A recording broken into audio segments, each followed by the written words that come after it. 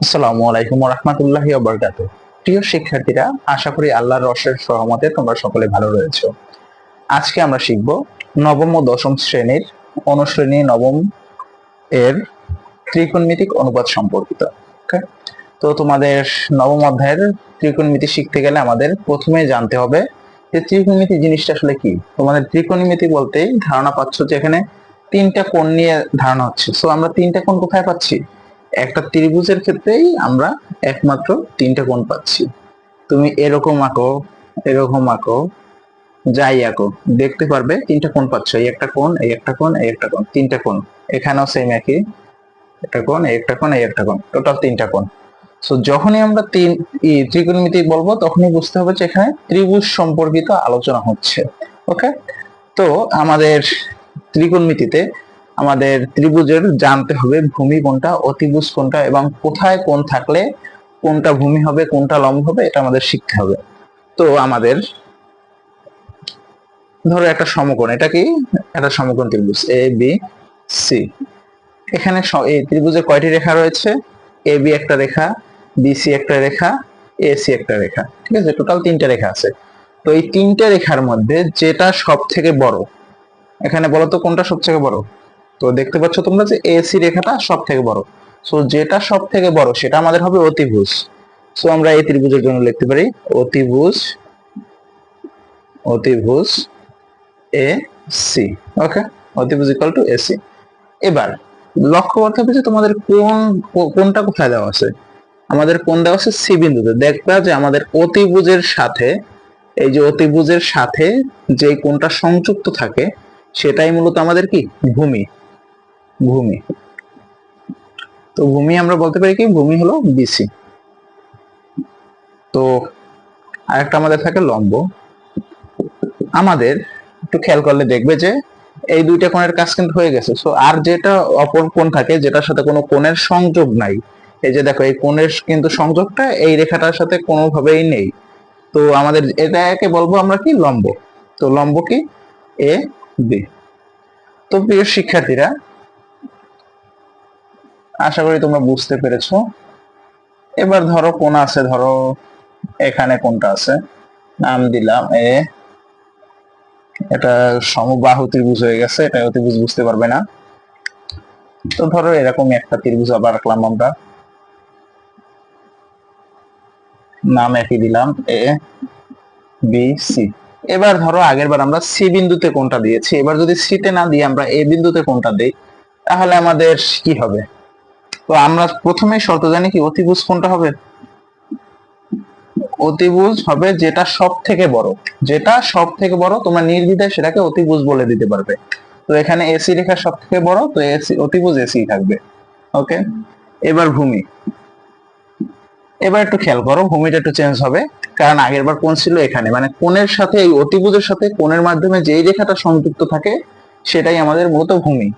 তো এখানে কোণের সাথে আমাদের এই এ বি রেখাটা সংযুক্ত রয়েছে, সেটার কারণে আমরা ভূমি বলবো কি, এ বি। এবার কি লম্ব। লম্ব বলবো যেটাকে যার সাথে কোনো কোণের সংযোগই নাই। তো এই যে কোণটা দেখো, এই এসি রেখার সাথে আছে আর এবি রেখার সাথে আছে, বিসির সাথে কিন্তু কোনো সংযোগ নাই। তো এবার লম্ব হবে কি, বিসি। তো আশা করি তোমরা কোণ মোটামুটি চিনতে পেরেছো। ধরো এবার আমরা এটা মুছে দেই। এখানে যদি আমরা এরকম একটা কোণ দিতাম,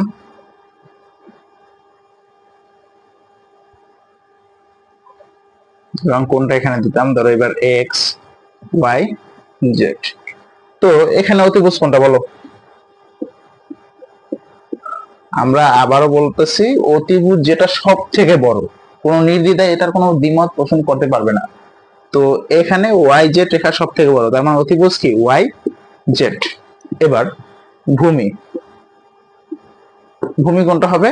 আবারও বলতেছি যে যেটার সাথে আমাদের অতিভুজের কোনটা সংযুক্ত থাকবে, যে রেখার সাথে, যেমন এক্স জেড রেখার সাথে এই যে অতিভুজটা সংযুক্ত আছে, এইটাই আমাদের কি মূলত ভূমি, এক্স জেড।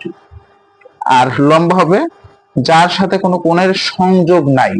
এই দেখো এক্স ওয়াই এর সাথে এই কোণটার কোনো সংযোগ আছে? নাই। তার মানে কি এক্স ওয়াই আমাদেরকে লম্ব। তো আশা করি প্রিয় শিক্ষার্থীরা তোমরা এটা ভালো করে বুঝতে পেরেছো। এবং তোমরা একটা কাজ করবে, তোমাদের পাঠ্য বইয়ে উদাহরণ 1 এবং কিছু কাজ দেওয়া আছে, এগুলো তোমরা করে নেবে, ঠিক আছে? তো এক এক কোণের জন্য এক একটা অতিভুজ। ধরো এই ত্রিভুজটার মধ্যে যদি এখানে কোণটা বলে দিত, ধরো এটা আলফা কোণ আর এটা ধরো বিটা কোণ দিলাম আমরা, ঠিক আছে? তো এটা আমরা প্রথমে নির্ণয় করছি কার জন্য? আলফা কোণের ক্ষেত্রে। এবার যদি বিটা কোণেরটা নির্ণয় করো, বিটা কোণের ক্ষেত্রে অতিভুজ কোণটা হবে? ত্রিভুজ আমাদের এইটাই থাকলো, ঠিক আছে, কিন্তু এখানে একবার আলফা কোণ একবার কি বিটা কোণের হিসাবটা করতে হবে। সো আলফা কোণেরটা অলরেডি তোমাদের বোঝানো হয়ে গেছে। এবার বিটা কোণের জন্য অতিভুজ কোণটা হবে, অতিভুজ কোণ যেখানেই পরিবর্তন হোক, বড়টার তো আর কোনো পরিবর্তন হয় না, তার মানে অতিভুজ কি ওয়াই জেড থেকে যাবে, ওয়াই জেড, শুধু ভূমিটা চেঞ্জ হয়ে যাবে, ভূমি এবং লম্বটা। দেখো আমাদের এই অতিভুজের সাথে এবার কোনটা কানেক্ট আছে? এই এক্স ওয়াই রেখাটা কানেক্ট আছে, তো এই ভূমি হবে কোনটা? X Y. আর লম্ব, এইবার দেখো এই বিটা কোণের সাথে এই রেখার তো কোনো সংযোগ নাই, আছে? নাই। তার মানে কি আমাদের এই এক্স জেড হবে কি? লম্ব। প্রিয় শিক্ষার্থীরা, আশা করি তোমরা কোণগুলো ভালো করে বুঝতে পেরেছো। ওকে, তো এবার ধরো আমরা এটা মুছে দিচ্ছি।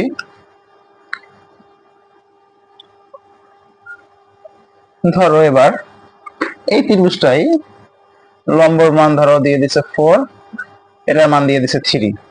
এবার অতিভুজের মান আমাদের দিয়ে দেয়নি, এবার আমাদের কি করতে হবে? অতিভুজটা নির্ণয় করে নিতে হবে, ঠিক আছে? তো আমরা লম্ব ভূমি জানি কত? ভূমি এবি ইকুয়াল টু কত? 4।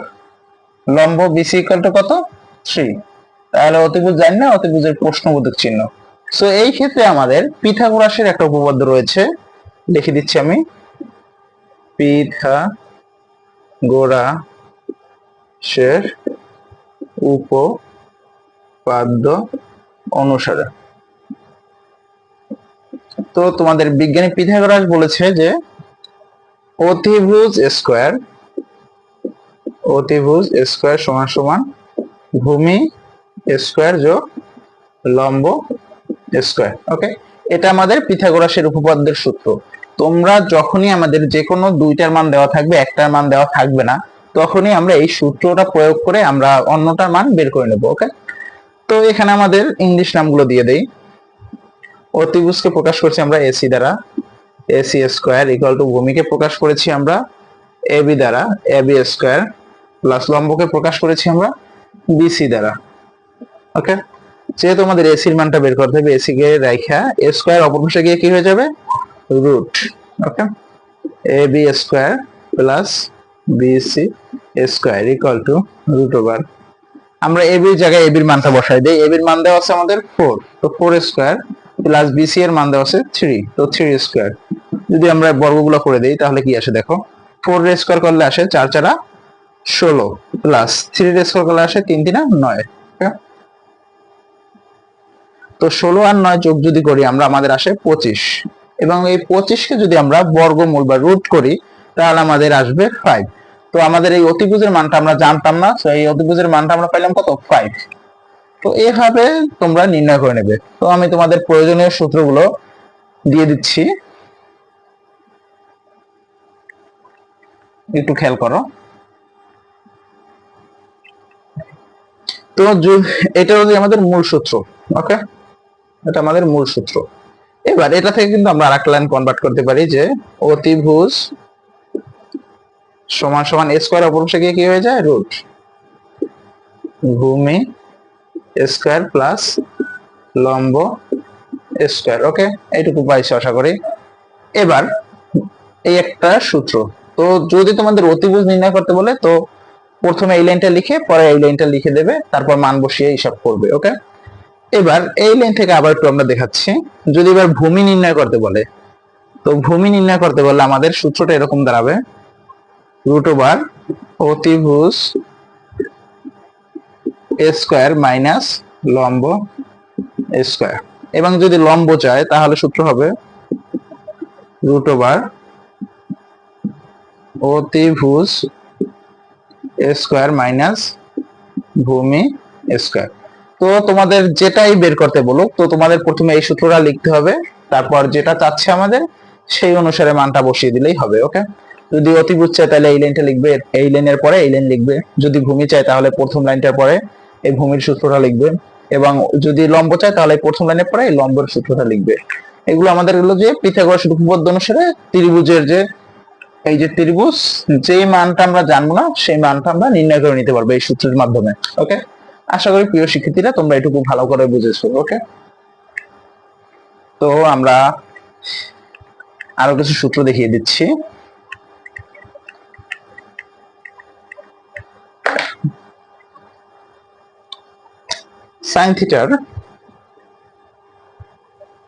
সাইন থিটার সূত্র হবে লম্ব বাই অতিভুজ। কস থিটার সূত্রটা আমাদের হবে ভূমি বাই অতিভুজ, এবং ট্যান থিটার সূত্র হবে লম্ব বাই ভূমি। সো এইগুলো একটু মনে রাখার কিছু টেকনিক রয়েছে, ঠিক আছে? এগুলো আমি লিখে দিচ্ছি মনে রাখার উপায়।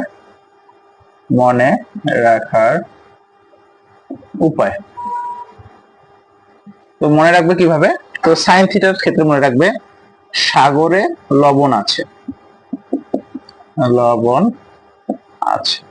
আছে বা অনেক, যে যেটা মনে রাখো, ঠিক আছে? সাগরে লবণ আছে, তো এখানে সাগরের স দ্বারা বোঝাচ্ছে সাইন থিটা, লবণের ল দ্বারা বোঝাচ্ছে লম্ব, এবং আ দ্বারা বোঝাচ্ছে অতিভুজ। ওকে, তো কস থিটারটা আমরা লিখতে পারি কবরে ভূত অনেক।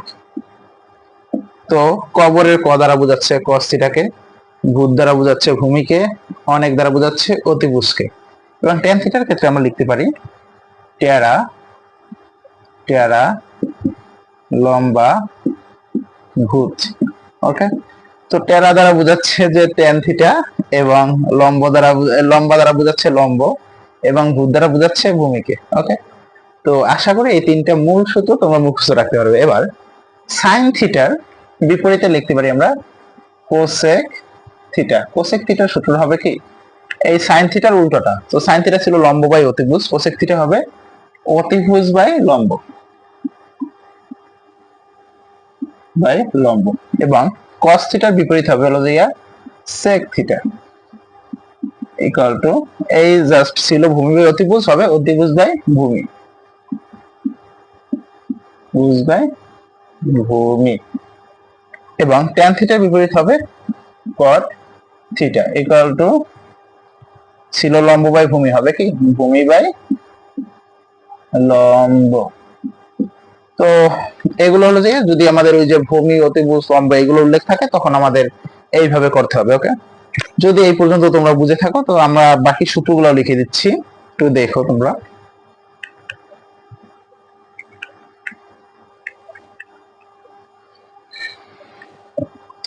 তো একটু আগে দেখলে যে সাইন থিটার সাথে আমাদের কোসেক থিটার সম্পর্ক, সো আমরা লিখতে পারি কি sine theta equal to 1 by cosec theta. Okay, আবার তাহলে কোসেক থিটা সমান আমরা কি লিখতে পারি কোসেক থিটার সাথে সম্পর্ক হবে সাইন থিটার, তাহলে 1 বাই সাইন থিটা। এবার আবার কোসেক সাইনের পর আমাদের ছিল কস থিটার সাথে সম্পর্ক হবে সেক থিটার, তো 1 বাই সেক থিটা। তো আবার সেক থিটার সাথে সম্পর্ক কস থিটার সাথে, sec theta equal to 1 by cos theta. এবার আমাদের হবে tan theta equal to 1 by cot theta. তো কট থিটার সূত্র কি হবে cot theta equal to 1 by tan theta.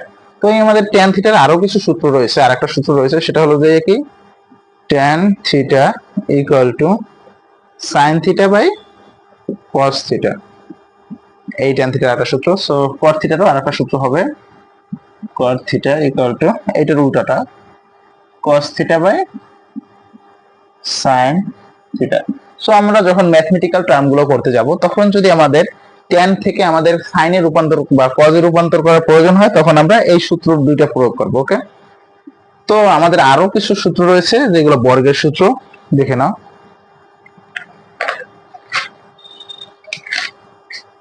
ওকে, সূত্রগুলো লিখে দিচ্ছি আমি। Sine square theta plus cos square theta equal to 1। আর একটা সূত্র হবে sec square theta equal to 1 plus tan square theta. আর হবে cosec square theta equal to 1 plus cot square theta. যদি আমাদের স্কোয়ার থাকে তখন আমরা এই সূত্র তিনটা প্রয়োগ করব। ওকে, এই তিনটা সূত্র থেকে আমরা আরো সূত্র কনভার্ট করতে পারি। যেমন এই প্রথমটা থেকে আমরা কনভার্ট করতে পারি, শুধু যদি সাইন স্কোয়ার থিটা থাকে তাহলে সেটাকে আমরা কনভার্ট করতে পারি 1। এই পাশে ছিল প্লাস কজ স্কোয়ার থিটা, এই পাশে গিয়ে হবে কি মাইনাস কজ স্কোয়ার থিটা। আরো একটা সূত্র কনভার্ট করতে পারি, সেটা হলো যদি সাইনের পরিবর্তে কজ স্কোয়ার থিটা চায়, কজ স্কোয়ার থিটা চায়, তাহলে আমরা লিখতে পারি 1। এই পাশে সাইন স্কোয়ার থিটা ছিল প্লাস, অপর পাশে গিয়ে হবে কি minus sine square theta. Same একইভাবে এগুলোও কনভার্ট করে দিচ্ছি আমি, দেখো। তো sec square theta tan square theta, এই পাশে ছিল প্লাস, এই পাশে হবে কি minus tan square theta equal to এই পাশে 1 ছিল 1। ওকে, এবার যদি আমাদের শুধু ট্যান স্কোয়ার থিটা চায়, tan square theta equal two, এটা একটু মুখস্থ করে রাখবে, 1 মাইনাস সেক স্কোয়ার থিটা। ওকে, সেম অনুরূপ ভাবে কোসেক স্কোয়ার থিটাটাও আমি করে দিচ্ছি। Cosec square theta plus cot square theta ছিল, এই পাশে আসে minus caught square theta equal to 1। Same একইভাবে দেখো, যদি কট স্কোয়ার থিটা চায় তখন হবে কি 1 মাইনাস কোসেক স্কোয়ার থিটা। তো প্রিয় শিক্ষার্থীরা, আমি এই পর্যন্ত যে কটা সূত্র লিখে দিয়েছি, তোমরা সূত্রগুলো ভালো করে মুখস্থ করবে। এই সূত্রগুলো যদি তোমরা মুখস্থ না করো তাহলে এই অধ্যায়ের কোনো অঙ্কই তোমরা পারবে না। সো আজকের ক্লাসটা এই পর্যন্তই ছিল, দেখা হচ্ছে পরবর্তী ক্লাসে। ধন্যবাদ সকলকে।